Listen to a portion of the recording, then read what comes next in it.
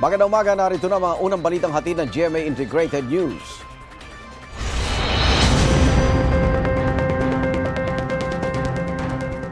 Sumakit ang ulo ng ilang student athletes sa Cebu habang naglalaro sa gitna ng napakainit na panahon. Sa Pangasinan, arestado ang isang lalaki matapos tutukan ng kutsilyo ang isang dentista. Yan ang unang balita ng host ng GMA Regional TV Live na si Nico Sereno. Nico. Yes, Iga, nangyari ang insidente sa loob ng isang dental clinic sa Barangay Calvo, Mangataram, Pangasinan.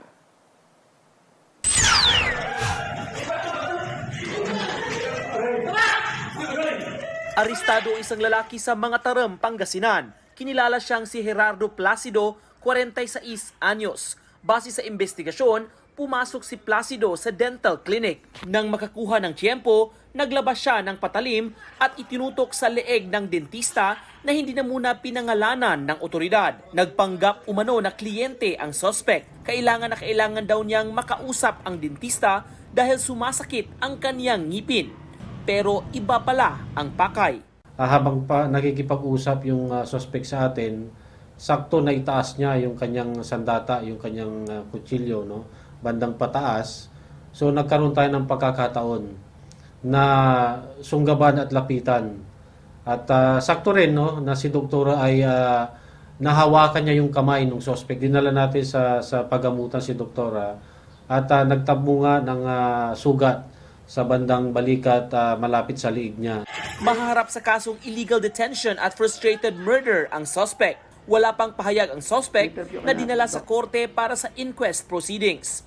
Tumanggi nang magbigay ng pahayag ang pamunuan ng dental clinic.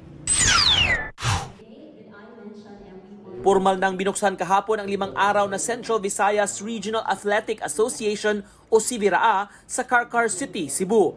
Ang CVRA ay ang qualifying multi-sport athletic meet para sa Region 7 delegates na lalahok sa palarong pambansa na gaganapin sa Marikina City mula July 29 hanggang sa August 5, 2023. Ayon kay DepEd Region 7 Director Dr. Salustiano Jimenez, aabot sa 12,000 atleta na nasa edad 10 hanggang 18 mula sa 20 school divisions sa Central Visayas ang maglalaro ngayong taon.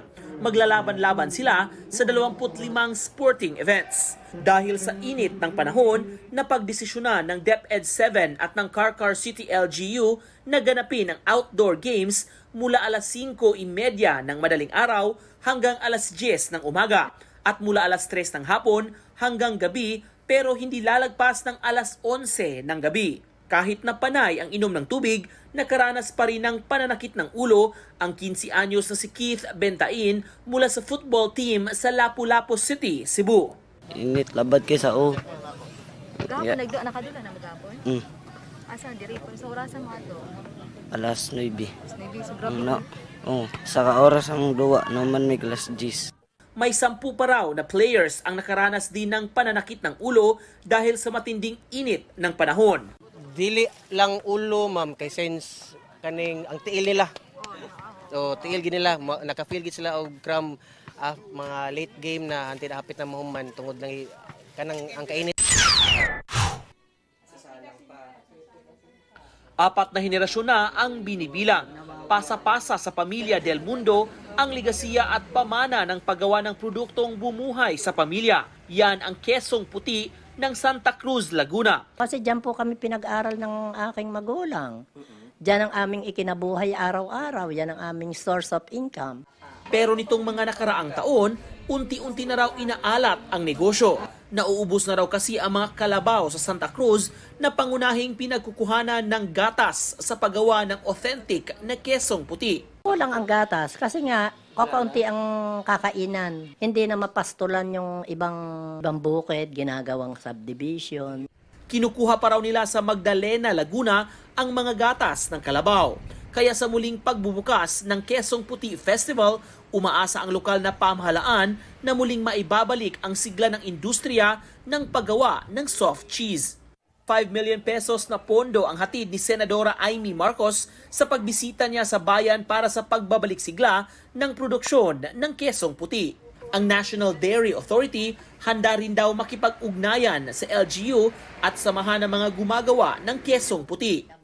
We can get in touch with them para ma-opera namin ng kung anong mayroong sa amin na pwede nila maalagahan. Pero they have to be organized na.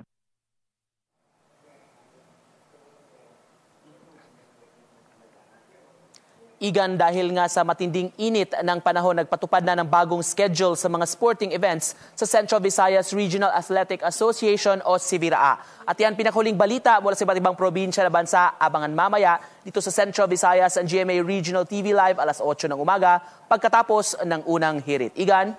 Maraming salamat, Nico Sereno.